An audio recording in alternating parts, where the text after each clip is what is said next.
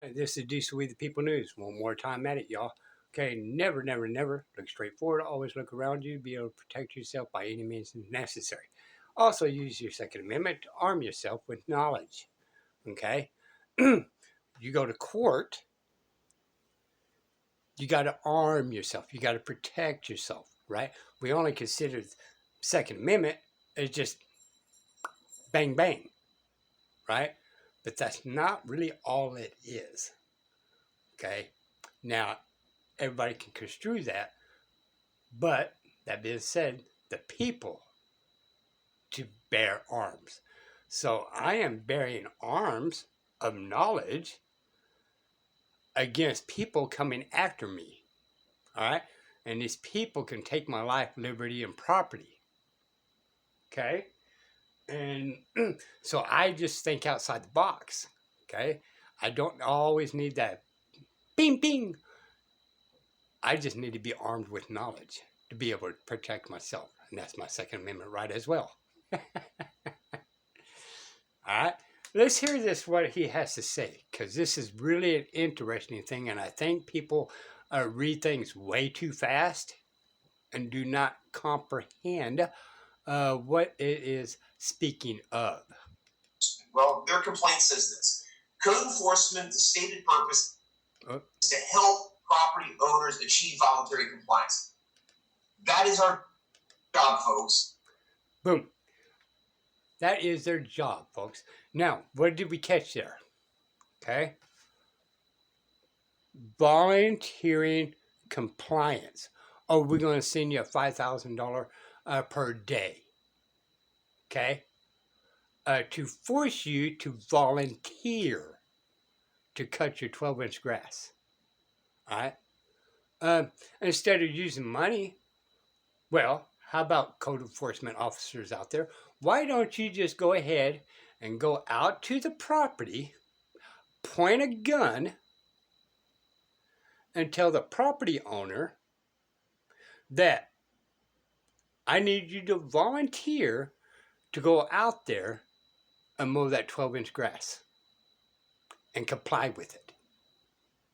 But owners, please don't misunderstand this. I need you to volunteer.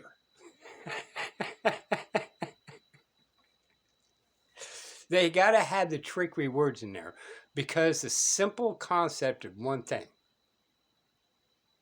is technically they lawfully and legally cannot make you do this, because, and I'm talking about the people with private property that has no business on said property.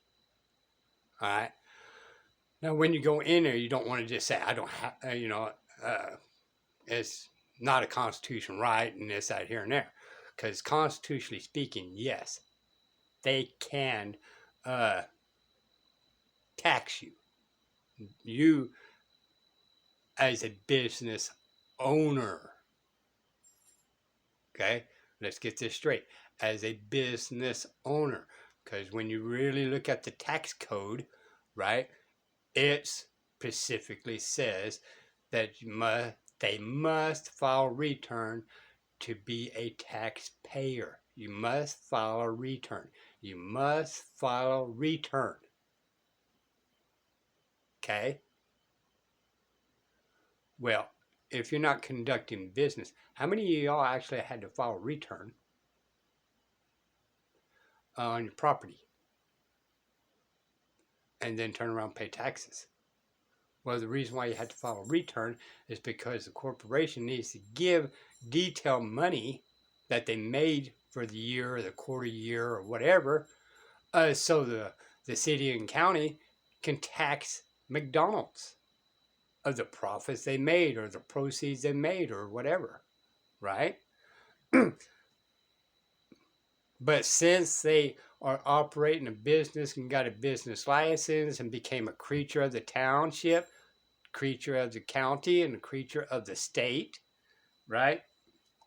Well, when they did that for the privilege to operate their business in there, that's volunteering. They volunteered to agree to all the terms, which goes back into this right here, all right? we're forcing McDonald's to volunteer compliance. Well, that's because they signed a contract. They already volunteered to do so. They agreed to the business license. When they talk about owner, right? Um, that's a trickery of words, right? Because it can mean all different directions. I need clarification of your definition of owner, right?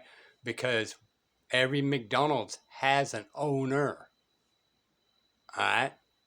So when they talk about that, then the resident, okay? In your tax code, it's going to say non-resident and resident. But when you read the whole tax code, all right, when they talk about non-resident, they're talking about a business like a plumber from Dallas going to Fort Worth. They're non-resident, but you must pay the taxes to work in that area, okay?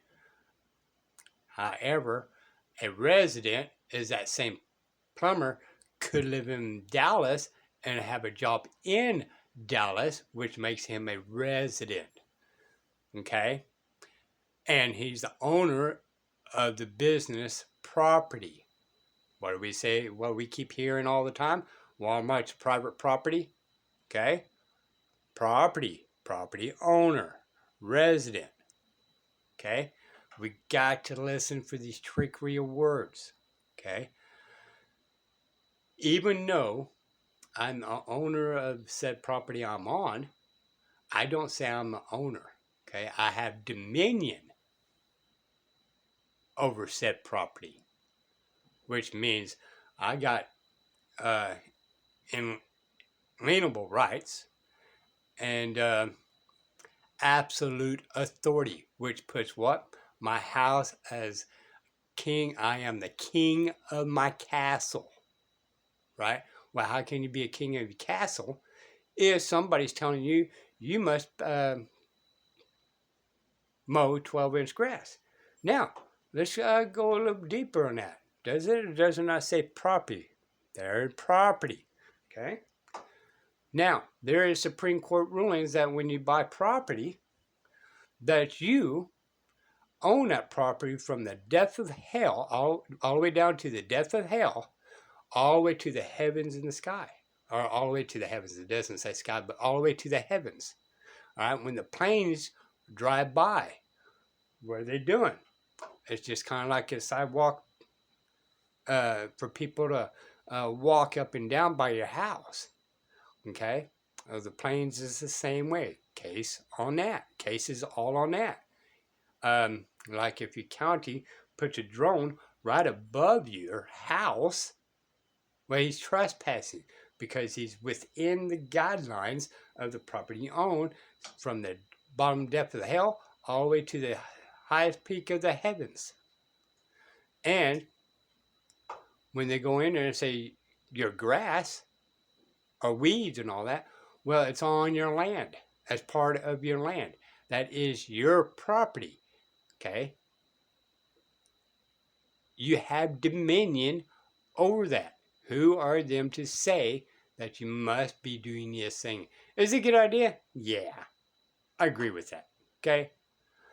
But we gave them an inch and they took a mile, and now they're charging everybody $100 per day, $500 per day, and all that by giving them an inch. All right. I didn't really want to go into this deep. More than anything else is the volunteering compliance.